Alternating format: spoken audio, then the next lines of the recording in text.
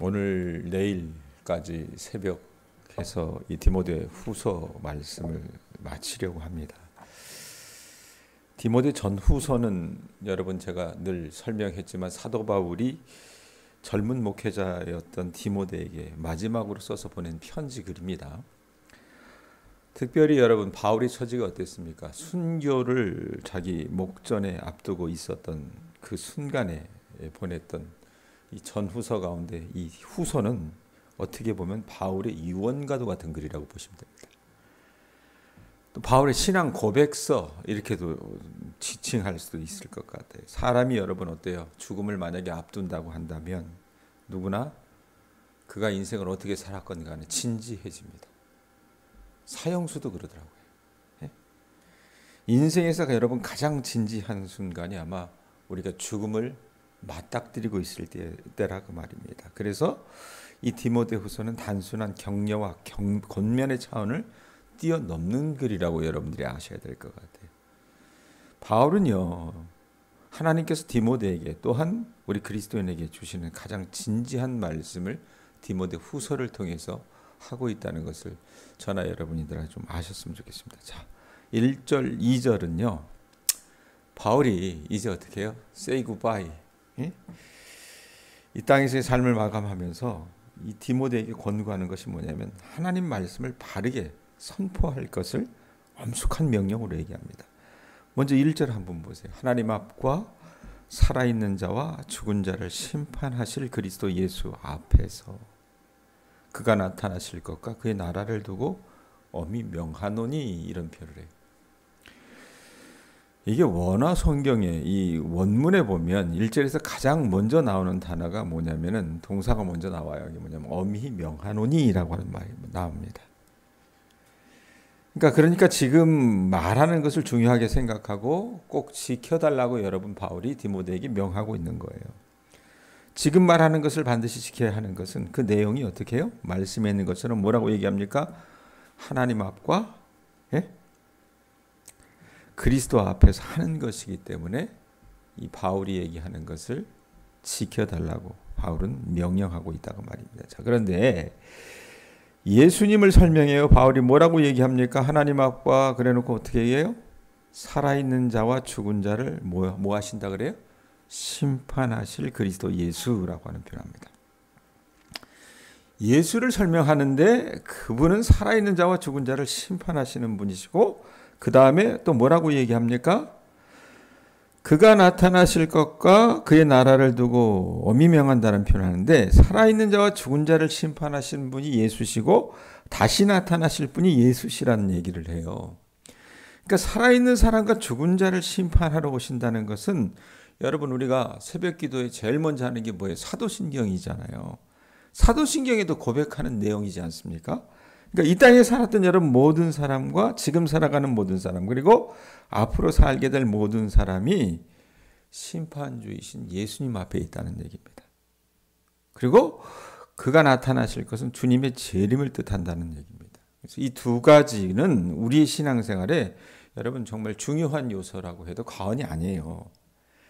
자, 주님이 우리의 심판주가 되십니다. 우리 교인들 생각을 해요. 이 시골에 오니까 여러분들 어떻게 합니까? 죽어서 천국 가면 그뿐이라고 생각을 해요. 근데 여러분, 천국 가면 어떤 일이 있는지 아세요? 우리가 이 땅에서 여러분 살아왔던 그 삶에 대해서 하나님 앞에서 어떻게 합니까? 결산하는 시간이 있습니다. 네? 결산하는 시간이 있단 말입니다. 내가 아무리 여러분 이 땅에서 그냥 개차반으로 살아가지고 야 죽기 전에 내가 하나님 앞에 하나님 그리스도를 나의 구주로 영접해서 그럼 나는 이제 어떻게 가면 칭찬만 받을 거야? 이런 착각하시면 안 돼요. 예? 주님이 우리의 심판주가 되시고 다시 오시는 재림주가 되신다는 것을 아주 쉽게 말씀드리면 여러분 우리가 이 땅에서 마지막 숨을 내어신 후에는요 주님 앞에 설 때가 있다는 겁니다. 하나님 앞에 저나 여러분이나 서야 돼요. 우리 인생길에서 여러분 어느 순간에 우리가 여러분 뒤를 돌아보면서 내가 그때는 그렇게 사는 게 아니었는데 내가 바르게 살았어야 되는데 더 나은 삶을 살았어야 하는데 그러면서 여러분 우리가 어때요? 아쉬움을 토해낼 때가 있지 않습니까? 그러면 여러분 어떻게 해요? 우리가 후회할 그 순간에 새롭게 살면 돼요. 그때부터는. 이전과는 다르게, 더 바르게, 더 나은 것을 선택하면 그 이후의 삶이 여러분 달라지고 새로워지게 됩니다. 그런데 우리가 주님 앞에 딱 섰을 그때에는, 죽어서 주님 앞에 딱 섰을 그때에는 여러분 어떻게 해요? 돌이킬 수 있어요? 없어요? 돌이킬 수 없다는 얘기입니다. 그래서 주님 앞에 서게 되는 그날을 여러분들이 어떻게 해요? 의식하면서 어떻게 해요? 사는 것이, 그것이 성숙한 삶이고 가치 있는 삶이라는 걸 아셔야 돼요. 그러니까 이 땅에서의 삶이 왜 의미가 있느냐? 하나님 앞에서 여러분 우리가 어떻게 해요? 주님 앞에서 설 그 삶을 여러분 생각을 하면서 우리가 어때요? 그 삶을 연습하는 것이 이 땅에서의 삶이에요. 개차반으로 살면 안 된다는 얘기입니다. 자, 2절 보세요. 2절 앞부분에 뭐라고 얘기합니까? 권사님, 백권사님, 디모데후서 4장 1절부터 8절. 디모데후서 4장 1절부터 8절. 이뻐요. 아이고, 그렇게 허리가 아프신데도 오셔서. 디모데후서 4장 1절부터 8절. 자, 그 중에 2절 앞부분 제가 읽어드려요. 너는 말씀을 전파하라. 때를 얻든지 못 얻든지 항상 힘쓰라. 이런 얘기를 해요. 예? 자, 디모데 전후서는 죽음을 목전에 둔 노 목회자가 아들과 같은 목회자에게 보낸 편지라 그랬어요. 예? 우리가 3장을 보지 않았지만 3장에 보면요, 말세에 있을 어떤 타락상과 거짓 교사들의 어떤 그 모습들, 최후에 대해서 이 바울이 디모데에게 쓰고 있거든요. 그러면서 바울이 여러분 지금 하는 말씀이 뭐냐면 뭐라고 얘기해요? 2절 앞부분에 너는 뭐 하래요? 말씀을 전파하라. 예? 이거 가지고 여러분 목회자들이 어떻게 설교를 풀면서 교인들에게 뭐라고 얘기합니까? 전도하라. 뭐 이런 얘기를 굉장히 많이 해요. 그런데 원문 그대로 보면요, 이건요 디모데가 받는 말이잖아요. 예? 목회자가 교우들에게 복음 전파의 중요성에 대해서 설교하면서 한 말이 아니라 1차적으로 여러분 이 말씀을 받아야 될 사람들은 누구예요? 강단에서 설교하는 목사들입니다. 예? 목사들에게 주어진 말씀이에요. 그렇다면 너는 말씀을 전파하라. 이건 뭐냐면 전도하라고 하는 의미가 아니라 어떻게 해요? 설교를 하라는 뜻입니다. 때를 얻든지 못 얻든지, 예? 어떤 상황에서도 목사는 어떻게 해요? 하나님의 말씀을 그 상황에 맞게끔 교회들에게 말씀을 전해야 되는 그런 책무를 갖고 있는 사람들입니다. 아셨어요? 자, 그 다음에 2절 뒷부분에 뭐라고 얘기해요? 때를 얻든지 못 얻든지 항상 힘쓰라 그래놓고 뭐라고 얘기합니까? 범사에 뭐라 그래요? 오래 참음과 가르침으로 경책하며 경계하며 권하라 그랬어요. 경책하다라고 하는 뜻은 여러분 우리가 대충 알죠, 여러분. 예? 경고하다 할 때 경자고 책망하다 할 때의 책자입니다. 이거 뭐겠어요? 경책하다는 정신을 차리도록 꾸짖는다라는 뜻이에요. 그러니까 교인들을 보면서 목사가 여러분, 제가 언젠가 설교하면서 그랬어요. 목사의 여러분 역할은 두 가지예요. 현대교회는요, 이 목사의 역할 가운데 두 가지가 있는데 후자에 더 포커스를 둬요. 그 후자가 뭐냐면 뭡니까? 목자의 역할입니다. 목자들은 여러분 뭐예요? 양들을 돌보잖아요. 양들을 지키잖아요. 양들에게 먹을 것을 여러분 가져다 주지 않습니까? 예? 위로하는 역할들을 목자의 역할이 합니다. 근데 그에 앞서서 해야 될 역할이 있어요. 뭔지 아십니까? 선지자의 역할을 하는 거, 예언자의 역할을 하는 겁니다. 예? 그 예언자의 역할과 관련된 것이 이 경책하다, 경계하다라고 하는 이 단어하고 다 상관관계가 있다는 얘기입니다. 경계하다라고 하는 뜻은 뭐냐면 뜻밖의 사고가 생기지 않도록 조심하고 단속하다라고 하는 그런 의미인데, 성경에서는 여러분이 경계하다라는 의미는 주로 뭐냐면 야단을 친다라는 뜻입니다. 그렇게 보면 경책하다, 경계하다 이런 건 여러분 전도하다라고 하는 그런 뜻과는 거리가 멀어요. 네? 그러니까 목사가, 요즘 시대 목사는 여러분 교인들한테 야단을 치면 미국 같으면 어떻게 되는지 아십니까? 그렇게 살면 안 됩니다. 이러면 어떻게 해요? 목사님 방 빼십시오 이렇게 나온대요. 네? 그렇게 현대계 교인들은요, 우리 교인들도 안 좋아해요. 야단치면. 자, 그런데 목회자 역할 가운데 이 선지자의 역할, 경책하고 경계하는 이 역할이 있다는 걸 아셔야 돼요. 그것을 목사는 교인들의 앞에서 행해야 될 책무가 있다는 얘기입니다. 그 다음에 또 뭐라고 얘기해요? 경책하며 경계하며 그 다음에 뭐라 그래요? 권하라, 이런 표현이죠. 권하는 것은 위로하는 겁니다. 예? 위로하라는 거예요. 자, 그래놓고 뭐라고 얘기해요? 바울이 왜 때를 얻든지 못 얻든지 말씀을 전하는 일에 전념해야 하는지를 이렇게 증거하는데, 그 여러분 3절을 보세요. 3절에 뭐라고 얘기해요? 왜 때를 얻든지 못 얻든지 말씀을 증거하라고 바울이 여러분 2절에 디모데에게 권면하느냐? 이유가 있어요. 자기가 봤을 때는 여러분 어떻게 해요? 지금 주님 오실 때가 가까웠었던 어떤 그런 절박함이 있었어요. 그래서 뭐라고 얘기합니까? 3절 보세요. 3절 뭐라고 합니까? 읽어보세요. 시작. 때가 이르리니 사람이 바른 교훈을 받지 아니하며 기가 가려워서 자기의 사욕을 따를 스승을 많이 두고. 예? 자, 목사가 여러분 항상 주님의 종말을 어떻게 해요? 생각하면서 말씀을 전파해야 되는 이유가 있는데, 그건 때가 이를 것이기 때문이라고 바울이 얘기해요. 자, 그런데 그 때는 어느 때냐? 보면 뭐라고 얘기해요? 때가 이르리니 그 다음에 사람들이 어떻게 된대요? 바른 교훈을 받지 아니하는 때입니다. 바른 교훈을 받지 아니하는 때입니다. 자, 바른이라는 여러분 단어 앞에 여러분 혹시 여러분 성경에 보면 숫자로 3이라고 써 있는 게 있어요? 있어요? 거기 보면 뭐라고 나와 있습니까? 밑에 3 해서 내려보면 건전한 이란 뜻이죠. 예? 그러니까 사람들이 바른 교훈, 건전한 교훈들을 들어야 되는데 어때요? 설교하면서 제가 늘 입버릇처럼 하는 얘기 있잖아요. 듣고 싶은 것만 들어요. 예?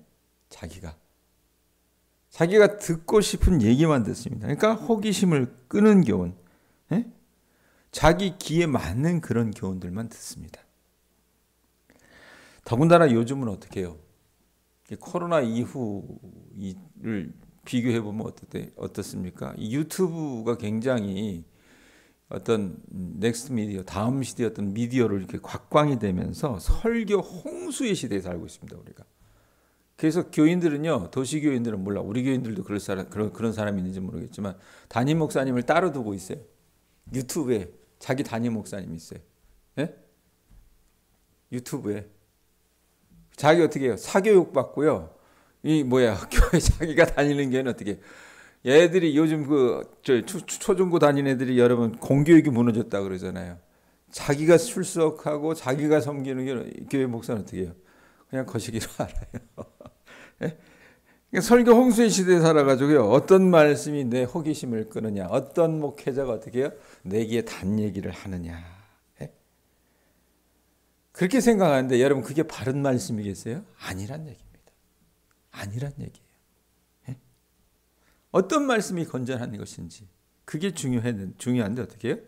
그걸 듣지 않아요. 그래서 뭐라고 얘기합니까? 거기 보면 말씀해 보면 뭐라고 해요? 3절에 보면 기가 가려워서 어떻게 해요? 자기 사욕을 따를 스승을 많이 두는 시대라고 표현을 해요. 예? 사적인 욕심을 어떻게 해요? 예? 채워줄 그 영적인 스승들, 유튜브 채널에 여러분 자기가 섬기는 담임 목사를 따라둔다니까? 우리 백권사님은 그러지 않죠. 그죠? 네. 근데 요즘 시대에 어떻게 해요? 조금 자기가 뭘 안다고 하면 제대로 알지도 못하면서 그 짓을 많이 한다 그 말입니다. 여러분 선생을 많이 둔다, 스승을 많이 둔다라고 하는 것은 그분을 존중하고 어떻게 해요? 자기 생각을 그분에게 맞추고 그분의 삶의 발자취를 자기도 따라가기 위한다는 게 어떤 표현이에요. 스승을 둔다는 표현은. 그러니까 자기가 어떻게 해요? 스승에 맞추는 거예요. 원래 가르침이라고 하는 것은. 그런데 이 바울 시대의 사람들이나 요즘 시대의 사람들은 뭐냐면 스승을 많이 둔다 그랬는데, 많이 두는 것은 어떻게 해요? 그 스승을 따르고 그 스승에 맞추기 위함이 아니라 어떻게 해요? 자기한테 그 스승을 맞추는 거예요. 그래서 자신의 욕망을 지지해 주는 사람이나 또 그 무엇을 자신의 스승으로 삼아보겠다는 여러분 그런 심보를 가지고 교회를 다니고 설교를 듣고 이랬습니다. 그건 여러분 어떻게 되는지 아세요? 그러면 그게 망조입니다. 망조. 예? 망조라고 말입니다. 그리고 재미난 건 뭐예요? 많이 둔다 그랬잖아요. 한두 명 두는 게 아니라 많이 둔다 그랬어요. 3절 다시 보세요. 뭐라고 얘기합니까? 뭐라고 얘기해요? 예? 귀가 가려서 자기 사욕을 따를 스승을 많이 둔다 그랬어요. 많이. 한두 놈도 아니라. 예? 그렇게 보면 여러분 그 사람이 어떻게 해요? 그 아내가 욕망 덩어리라는 얘기예요. 자기 욕망을 채워줄 사람들. 그래서 목사도 어떻게 합니까? 자기 마음에 드는 사람들을 픽업해요. 예? 데려다 쓴다 그 말입니다. 자, 그러면 망하는 거예요. 4절 보세요. 또 어떤 일이 벌어집니까? 또 귀를 진리에서 돌이켜 허탄한 이야기를 따르리라 이렇게 얘기해요. 사람들이요 진리 대신 하나님의 말씀을 떠나서 허탄한 이야기를 따르는 시대에 여러분 어떻게 놓여지게 된다. 허탄한 이야기는 디모데전서에서는 이 허탄한 이야기를 뭐라고 얘기하냐면 신화라고 말합니다.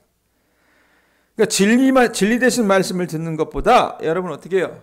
귀를 솔깃하게 하는 이야기를 들어요. 여러분 지금 유튜브나 아니면 뭐 케이블 TV 여러분들 듣고 계시는 거 뭐 기독교 방송이라 이렇게 보면요 설교를 잘하는 목사들 대부분의 특징이 뭡니까? 말주변이 좋아요. 그래서 하나님의 말씀을 풀어내기보다 어떻게 합니까?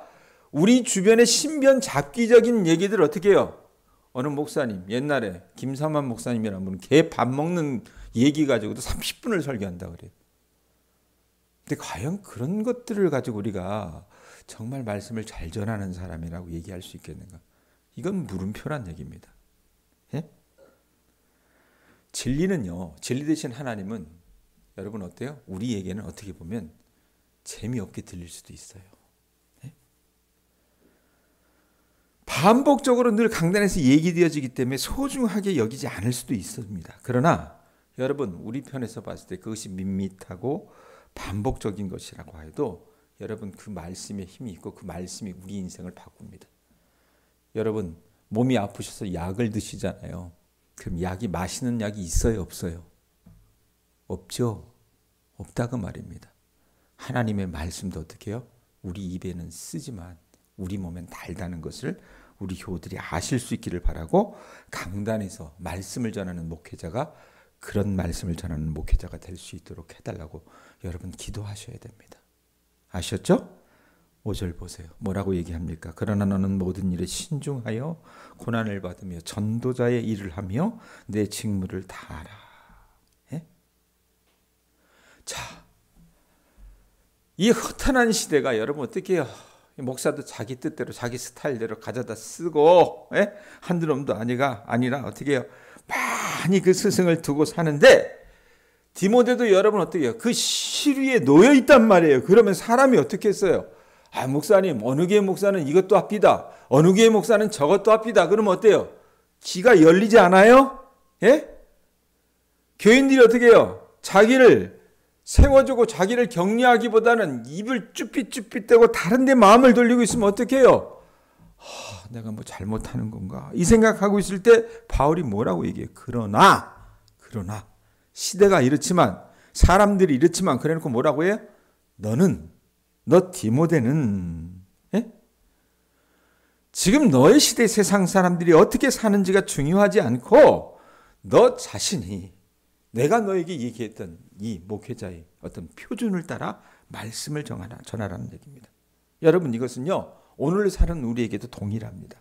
세상 사람들이 여러분 어떻게 사는지보다 하나님은 뭐예요?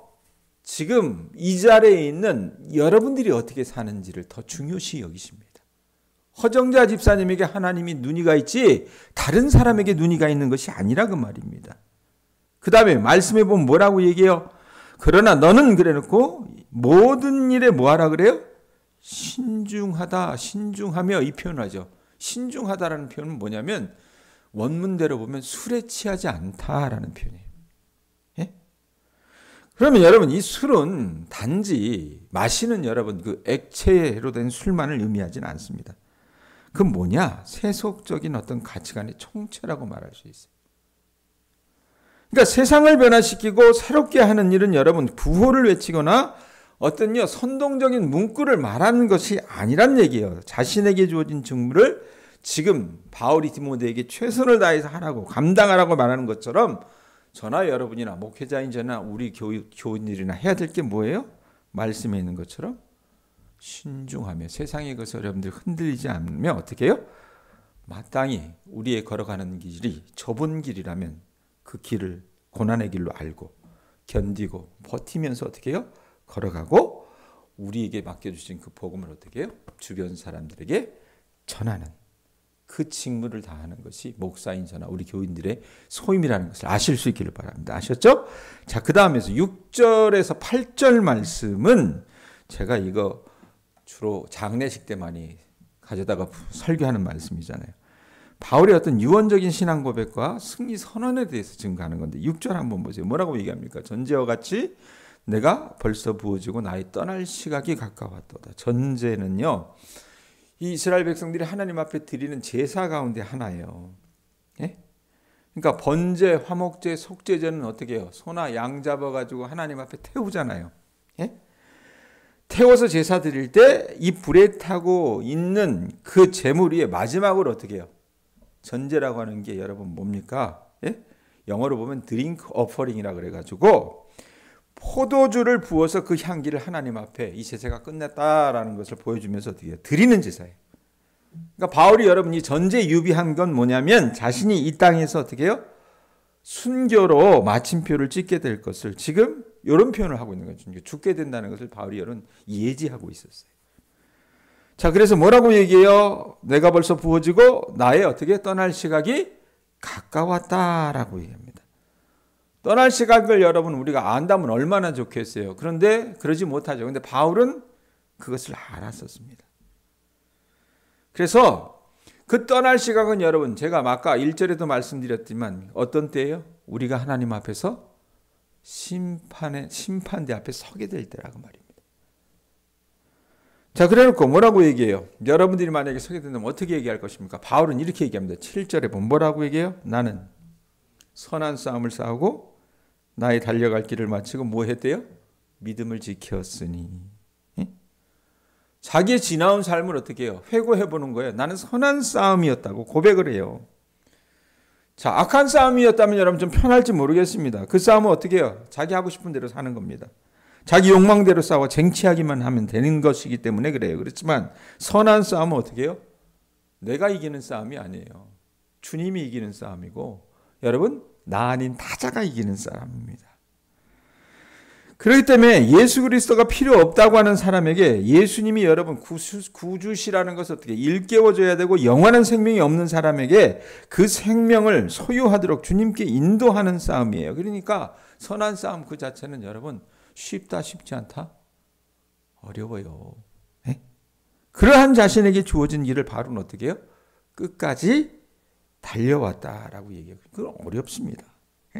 근데 대부분의 사람들이 포기하잖아요. 마라톤이 여러분 왜 뛰는 사람들이 한정이 돼 있어요? 고대잖아요. 여러분 그 마라톤 뛰다 보면 그 데드 포인트라는 게 있어요. 사점이라고 하는 게 있습니다. 죽을 사자, 어떤 점자. 그래서 뭐냐면 이거는 뭐냐면 어떻게 뛰다 보면 아 내가 정말 죽겠구나. 믿음의 싸움도 여러분 바울은 그렇게 봤다 그 말이에요. 근데 바울이 어떻게 해요? 그 인생을 그렇게 완주했다라고 얘기합니다. 자, 그런데 이 선한 싸움을 싸우는 것도 쉽지 않고 자신에게 달려갈 길을 마치는 것도 어려운 일이지만 가장 힘든 건 뭔지 아세요? 따라해 보세요. 믿음을 지키는 거다. 믿음을 지키는 게 여러분 힘듭니다. 믿음을 지킨다는 건 뭐예요? 우리 뜻대로 사는 것이 아니라 누구 뜻대로? 주님 뜻대로 사는 삶입니다. 순종하는 삶이라는 얘기. 후회 없는 삶을 바울이 살았어요. 자, 그런 삶을 사는 사람들에게 하나님께서 뭘 주시는지 8절 보세요. 8절 한번 읽습니다. 시작. 이제후로는 나를 위하여 의의 면류관이 예비되었으므로 주곧 늘어오신 재판장이 그날에 내게 주실 것이며 내게만 아니라 주의 나타나심을 사모하는 모든 자에게도니라. 자, 선한 싸움 싸웠어요. 달려갈 길 마쳤어요. 믿음을 지킨 그 자신에게 하나님께서 뭘 주신대요? 의의 면류관을 주신답니다. 예? 의의 면류관을 주신다고 해요. 여러분 우리가 아무리 선한 싸움을 싸우고 달려갈 길을 전력 질주하고 믿음을 지킨다고 한들 우리에게 의의 면류관을 주신 하나님이 계시지 않는다면 여러분 우리가 그런 삶을 사는 것은 의미가 없어요. 그렇기 때문에 여러분 오늘 하루 우리의 삶이 선한 싸움으로 우리의 달려갈 길을 여러분들이 어떻게 하셔야 돼요? 신실하게 달려나가시며 믿음을 지킬 수 있는 주님의 자녀들 되실 수 있기를 바랍니다. 꼭 하나 알아야 될 건 뭐예요? 언젠가 우리의 생명을 다하는 날 우리는 주님 앞에서 어떻게 해요? 결산받아요. 그러니까 우리는 어떻게 그냥 아이고 나 동양교회 다녔으니까 주님 나 천국 가죠. 예? 그래놓고 어떻게 입장권 딱 받아가지고 문 딱 들어가려고 그러는데 주님이 어떻게 해요? 그 앞에서 딱 서가지고 잠깐만 이러신단 말이에요. 너 이 땅에 살 때 네가 정말 선한 싸움 싸웠니? 달려갈 길 맞췄니? 믿음을 지켰니? 물어보실 때가 있다고 말이에요. 그거 인지하시고 어떻게 하셔야 돼요? 여러분 이 땅에서 여러분의 삶을 바울처럼 싸워나가실 수 있는 주님의 자녀들 되실 수 있기를 바랍니다. 아셨죠? 칭찬받는 주님의 종들 되실 수 있기를 바랍니다. 기도하겠습니다.